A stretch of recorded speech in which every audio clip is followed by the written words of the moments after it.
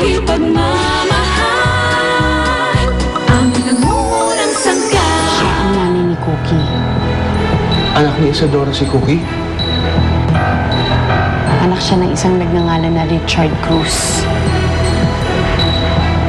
Jude, ikaw ba ang Richard Cruz na matagal nang hinahanap ni Cookie? Ikaw ba ang kanyang ama? Saan ka pupunta? Tatawagan ko po si Kuya Jude. Kailangan ko siyang makausap. No way! You are coming with us. Right, let's go! I hear you, God! Tito Jude! Tito Jude ang tawag mo sa akin ngayon, Cookie. Kung ganun po, kayo po ang kapatid ng papa ko. Oo, kapatid ko ang papa mo. Ipinag-utos lang po ni Judge Ballesteros na kailangang manatili muna sa pangangalaga namin ng bata habang dinidinig pa po ang kaso. Paano na ako ngayon?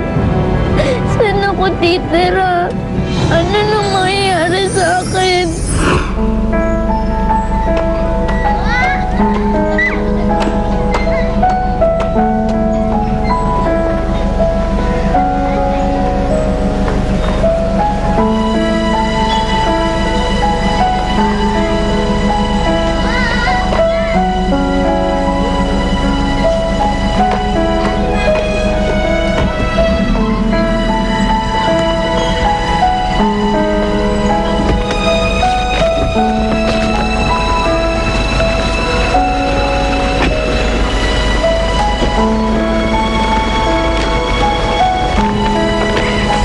Cookie!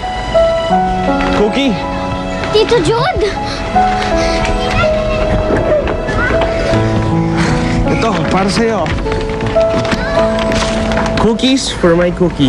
Thank you po, Tito Jude! Wala yan, no? So ano, kamusta ka naman dito? Yan po, hindi po masyadong okay.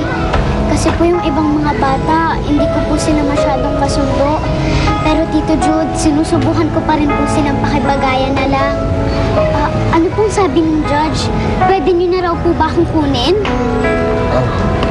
Wala pang desisyon eh. Pero promise ko sa'yo, konting pasensya pa, Cookie. Konting tiis na lang. Kung ilabas niyo na lang po kaya ako rito. Kung itakas niyo na lang po kaya ako kay Nanay Flor. Cookie, kung gawin ko kasi yon, baka isumbong ako ng Nanay Flor mo sa DSWD. Tapos sasabihin ng DSWD yun sa judge. So syempre, di ba, baka mapasama yung tingin niya sa atin. Baka hindi niya tayo kampihan doon sa kaso. Baka matalo tayo. At kung mangyari yun, baka ibalikan nila sa Antigone mo. Kaya mo yan, Cookie. Kailangan kasi malinis kitang makuha mula sa mga auntie mo. Kailangan legal ang lahat para kahit na ano pang mangyari, kahit na ano pang subukan gawin ng Auntie Yvonne at ng Auntie Natasha mo, eh hindi ka na nila pwedeng mabawi sa akin.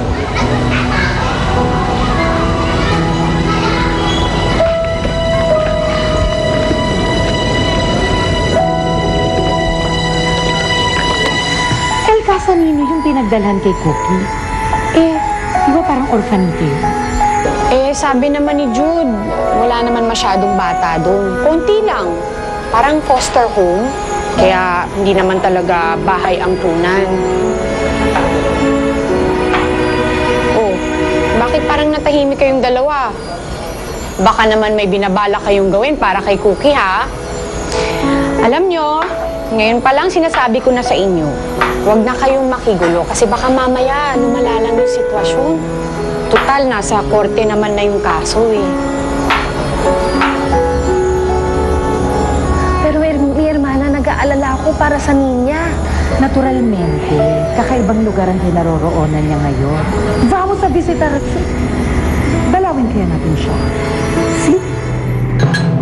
Judge Ballesteros has ordered the social workers to check on you and Yvonne Ledesma para ma-determine nila ang inyong kapasidad bilang mga guardian ni Cookie. Look, attorney, I think I'm more than capable of being my niece's legal guardian. What I'm worried about is kung gaano katagal siya magsistay doon sa foster home na yun. Well, it depends on how long the judge would deliberate the case. Pwede ho ba natin mapabilis yun? Alam mo, dapat walang mahanap na butas ang kabilang kampo sa'yo. That would speed things up. In fact, mas makakatulong kung makikita nila na ideal ang magiging tirahan ni Cookie sa puder mo. A real family to come home to. Kaso mo, bachelor ka eh. Alam mo, kung may asawa ka lang sana. Asawa? Yes, asawa.